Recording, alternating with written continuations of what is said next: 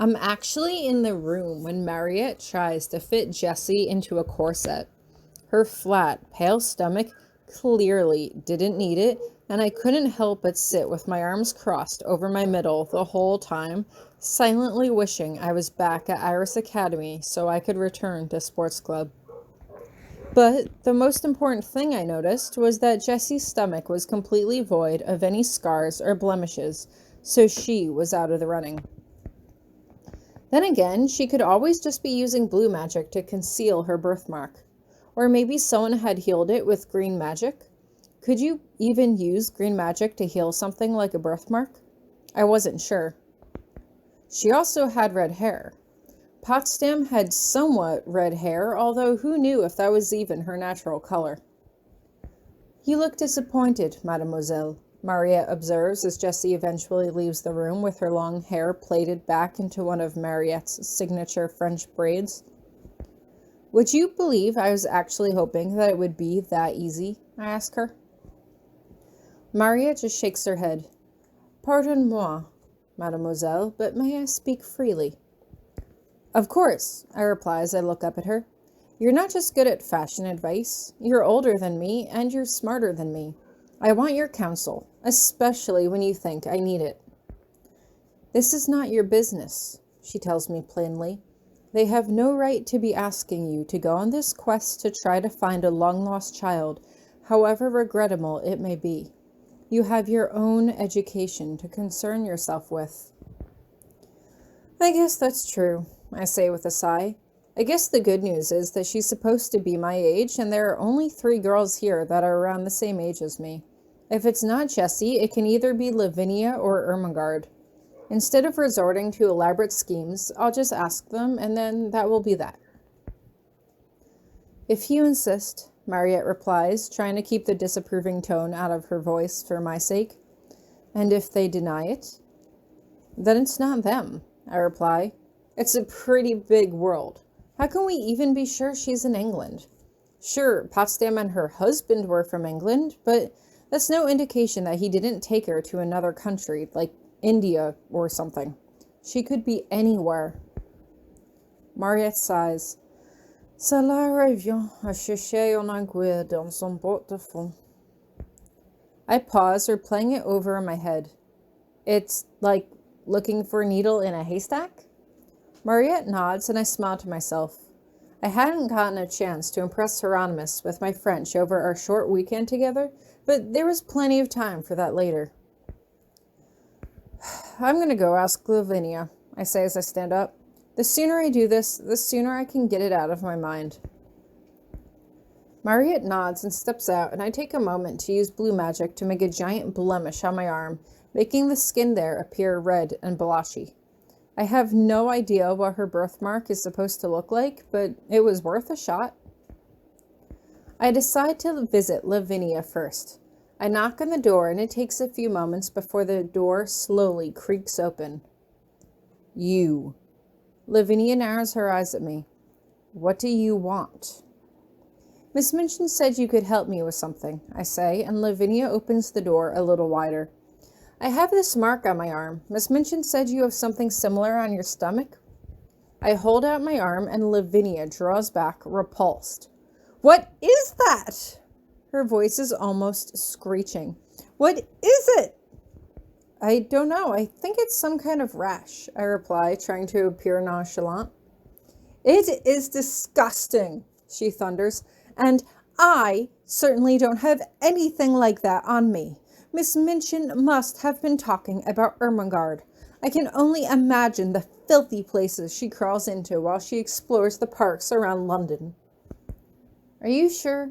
I ask skeptically. If you really don't have a rash on your stomach, prove it to me. Lavinia hesitates for a moment before she just slams the door in my face. I pause for a moment, waiting to see if she'll open it again, but it stays closed.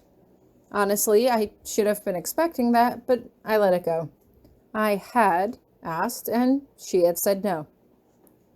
Even if she was lying and she really was Potsdam's daughter, Potsdam would probably be better off without her.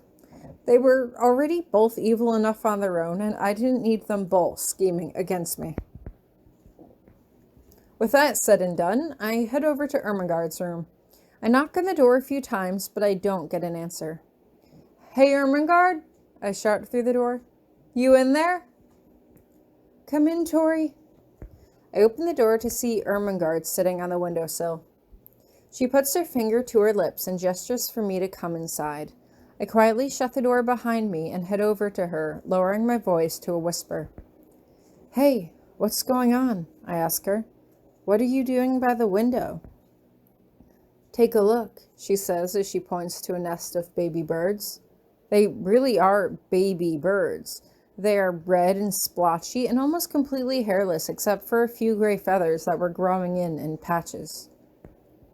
"That's amazing," I whisper as she makes a space on the windowsill for me to sit beside her.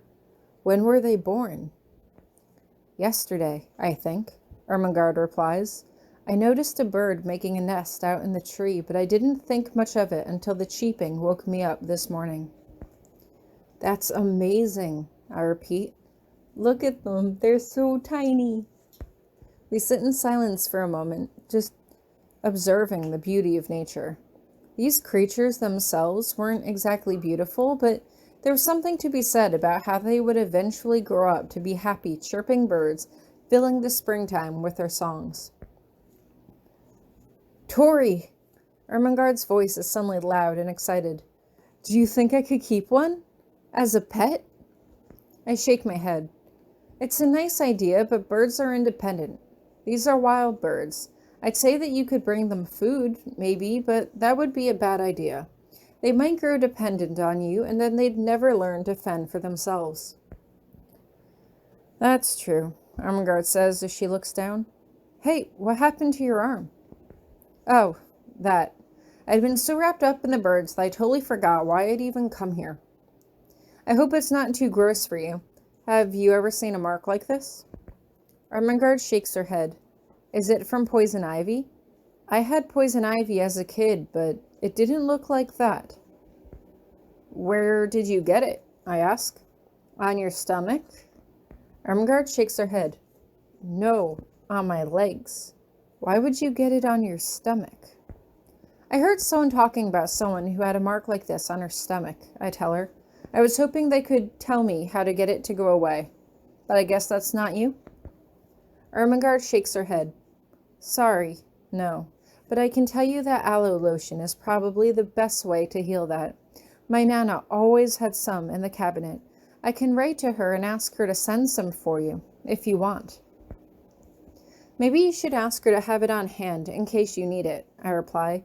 "Maria is already getting me something to take care of it, but thanks anyway."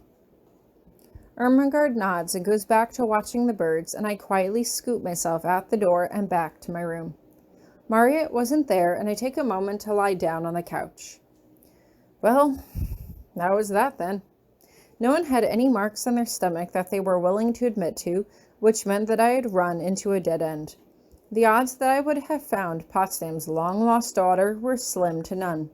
It would almost take a miracle for me to find her. I don't know when I doze off, but I'm awakened to the sound of a door opening and closing. "Becky?"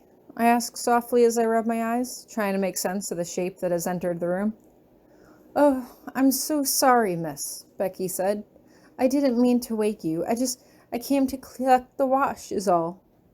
I nod as I pull myself into a seated position. "Oh, I forgot to leave some cake out for you." "Oh, that's all right, miss," Becky insists. She pauses. "What's that on your arm?" "Oh, this?" I shake my head. "It's nothing." "Looks like a burn that didn't heal over properly," Becky says. "I should know. I got one just like it. Several, actually." I pause, not looking at her. "On your hands?" "No, miss," Becky replies. "On my stomach, actually." I feel like I'm about to throw up as I turn around to face her. I know this is a super weird question to ask, but can I see it? I know that's probably improper, but... Becky looks uncertain, but she just nods. "It's aight, miss." She untucks her blouse and pulls up her shirt slightly to reveal what look like several dark splotches, and my jaw almost drops. Fortunately, I quickly contain myself. "Oh, wow," I say as Becky pulls her shirt back down. "Do you know how you got them?" "As a baby," she says before she forces a laugh. "I was born with them, I think. Or perhaps I was crawling around on some hot coals as a youngin'." "Maybe," I reply, forcing a smile in her direction. "Here, let me get you that cake." I quickly grab her a slice of cake from the cabinet, and we sit and talk about the changing weather and the birds outside Ermengarde's window before she goes off to take care of the laundry. Still, I can't help but sit there for a moment as I consider what I just saw. Becky had marks on her stomach. She was about the right age, too. She also didn't really remember her parents. When I asked her about her past before, she said that she was just a service girl and always had been. At first I thought it was because she was too shy to say, but I honestly had no idea if Potsdam's husband had been anywhere near as wealthy as Aloysius was. Perhaps he had just sent her to live in a foster home as pitiful as the one Mariette had been raised in, and Becky had been working to make the best of a bad situation ever since. I paused for a moment, suddenly feeling nervous. Did I even want to tell anyone that I found her? After all, there were multiple girls with marks on their stomachs. It didn't necessarily mean that it would be Potsdam's daughter. And even if she found her daughter, what would she do with her? I wanted to think that she would take her in and they would be a family, but Potsdam had straight up used me for her own nefarious purposes. Would she really be a caring mother to Becky? Was that even my decision to make? No, it wasn't. Not really. This might be Becky's one and only chance of having a better life than the one Miss Minchin was giving her, and if that was the case, I had to at least give them an opportunity to reconnect. If I was in her position, I would want someone to do the same for me. I don't even waste time trying to address the letter properly. "Hieronymous, I think I found her. I found a girl with marks on her stomach that kind of look like they could be a birthmark, and I think she's around the same age as me. The only problem is she's not a student. I didn't tell her anything. I used magic to make a few marks on my arm, and then she happened to see them. Do you think it could really be her?" Did I think it could really be her? I could honestly say that I wasn't quite sure, but I could hope.